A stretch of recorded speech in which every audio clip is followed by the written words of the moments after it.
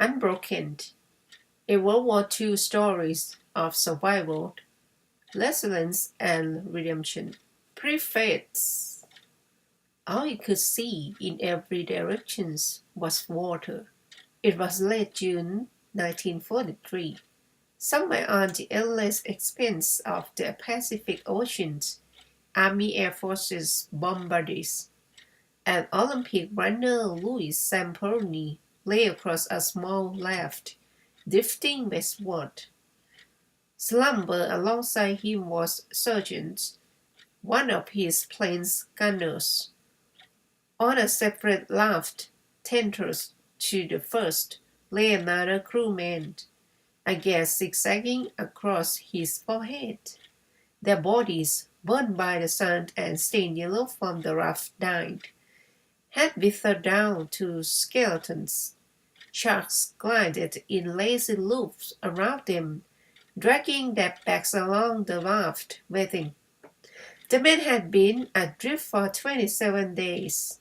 Borne by an equatorial current, they had floated at least 1,000 miles deep into Japanese-controlled waters. The rafts were beginning to deteriorate into jelly and gave off a sour, burning odor.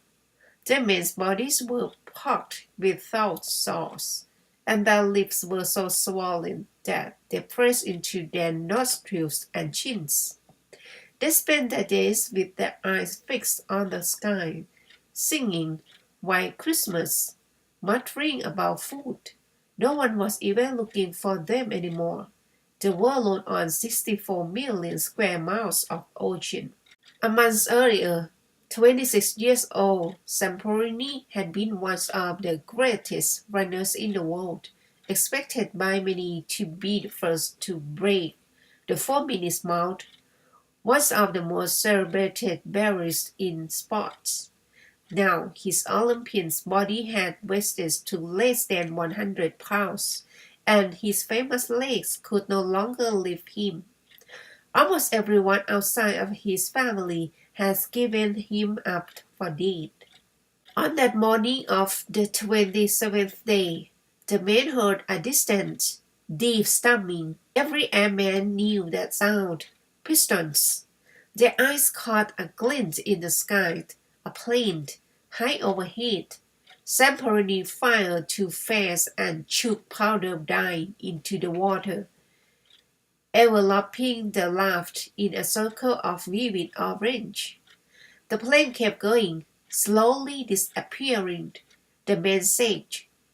Then the sound returned, and the plane came back into view. The crew had seen them, with arms shrunken to little more than bone and yellow skin. The castaways waved and shouted. Their voices thinned from thirst. The plane dropped low and swept alongside the rafts. Zamperini saw the profiles of the crewmen dark against bright brunettes. There was a terrific roaring sound. The water and the raft themselves seemed to boil. It was machine gun fire. This was not an American rescue plane. It was a Japanese bomber. The men pitched themselves into the water and hung together under the rafts, clinking as bullets punched through the rubber and slide effervescent lines in the water around their faces. The firing blazed on, then sputtered out as the bomber overshot them. The men dragged themselves back onto the one raft that was still mostly inflated. The bomber banged sideways, circling toward them again.